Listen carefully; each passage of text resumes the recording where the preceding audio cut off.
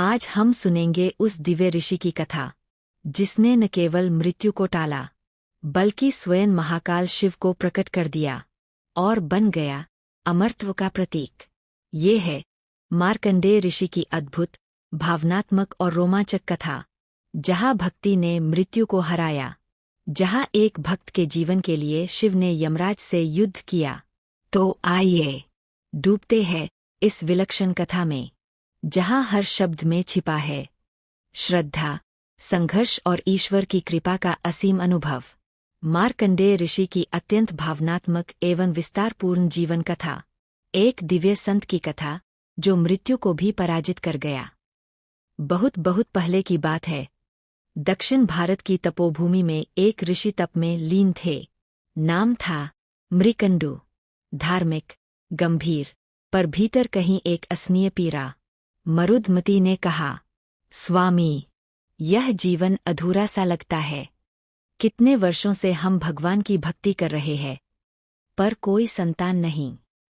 मृकंडु ने कहा, मरुदमती, हाँ, जीवन की तपस्या पूरी हो, उसके लिए एक तेजस्वी पुत्र की आकांक्षा हर पिता करता है। शायद भोलेनाथ हमारी पुकार सुनेंगे। अब मृकंडु ने किया घोर तप। वर्षों तक जलत्याग दिया, निद्रा त्याग दी। तप की अग्नि ने प्रकृति को कंपा दिया और अंततः प्रकट हुए भगवान शिव। शिव ने कहा, हे मृकंडु, मैं प्रसन्न हूँ, मांगो वरदान। पर सुनो, तुम्हें 2 विकल्प देता हूँ।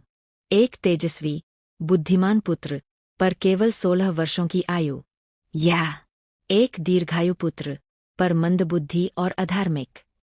मृकंडु ने कहा, प्रभु, मैं तेजस्वी, धर्मात्मा पुत्र चाहता हूँ, भले वह अल्पायु ही क्यों न हो। शिव मुस्कराते हैं, तथास्तु कहते हैं। फिर मरुदमती गर्भवती हुई। कुछ समय पश्चात मरुदमती ने एक सुंदर, तेजस्वी बालक को जन्म दिया। उसका नाम रखा गया मार्कंडेय, अर्थात मृकंडु का पुत्र। पर यह कोई साधारण बालक नहीं था। जन्म से ही उसकी आंखों में अपूर्व शांति, वाणी में वेदों की झलक, हृदय में शिव का निवास। बालक मार्कंडेय ने कहा, माँ, क्या मृत्यु का भी कोई भय होता है? यदि मन में शिव हो तो क्या कोई भी मुझे छू सकता है? मरुदमती भावुक होकर पुत्र को आलिंगन में भरते हुए कहा, बेटा, तू ही हमारे जीवन का उजाला है। अब मृत्यु के दिन निकट आ रही थी। मार्कंडेय की उम्र जब 15 की हुई, मृकंडु और मरुदमती के मन में हलचल बढ़ने लगी। मृकंडु और चिंतित मन से कहा, बस 1 वर्ष, फिर वह दिन आएगा जब मृत्यु उसे लेने आएगी। मरुदमती आंसू बहाते हुए कहती है, प्रभु शिव, मेरी गोद को सूना मत करना। मार्कंडेय ने कहा, पिताश्री, माताश्री, मैं मृत्यु से नहीं डरता। मैं उस दिन भी शिव के चरणों में बैठा रहूंगा, और जब तक महामृत्युंजय का जाप रहेगा, मृत्यु मुझसे दूर रहेगी। फिर आया मृत्यु वो दिन। 16वां जन्मदिन आ गया। मार्कंडेय एक मंदिर में शिवलिंग से लिपटे महामृत्युंजय मंत्र का जाप कर रहे थे। त्र्यंबकम यजामहे सुगंधिन पुष्टिवर्धनम। यमराज ने अपने दूतों को भेजा, परंतु वे उसकी तपोतेज से भयभीत होकर लौट गए। यमराज गर्जन करते हुए, अब मुझे स्वयं जाना होगा। वे आए, हाथ में मृत्यु का पाश लिए। मार्कंडेय शिवलिंग से लिपटे हुए मंत्र जप रहे थे। यमराज ने कहा, हे बालक, तेरा समय पूरा हुआ, मैं तुझे ले जाने आया हूँ। मार्कंडेय ने मंत्र जपते हुए कहा, मुझे नहीं, शिव को स्पर्श करोगे तो परिणाम जान लो। यमराज ने पाश फेंका, पर वह शिवलिंग को भी छू गया। शिवलिंग फट पड़ा और वहां से प्रकट हुए महादेव, त्रिशूल लिए, नेत्रों से अग्नि बरसाते। शिव गरजते हुए कहते हैं, यम, तू मेरे भक्त को छूने का दुस्साहस कैसे कर सकता है? शिव ने त्रिशूल उठाया और यमराज पर प्रहार कर दिया। यम मरणासन्न हो गए। देवताओं में भय छा गया।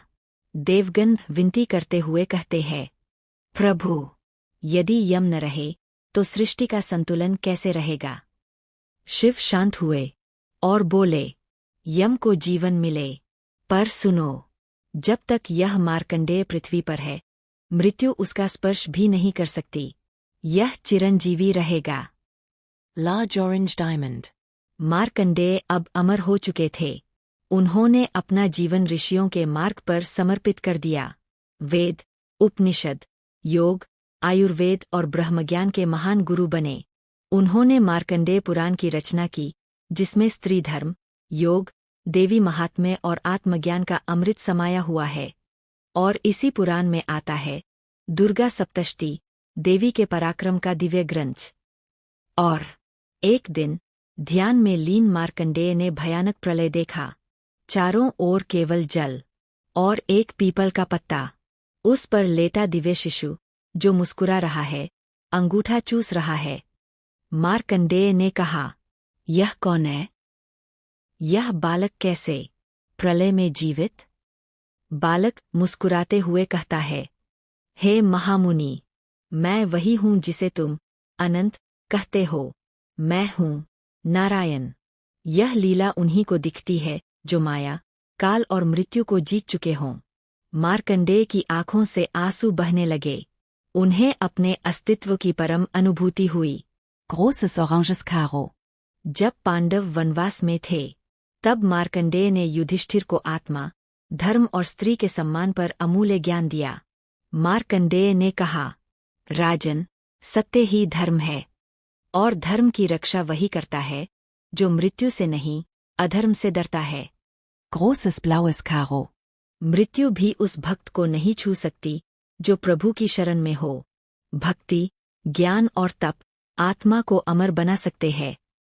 जब मन शिव में स्थिर हो, तब मृत्यु भी हार मान जाती है।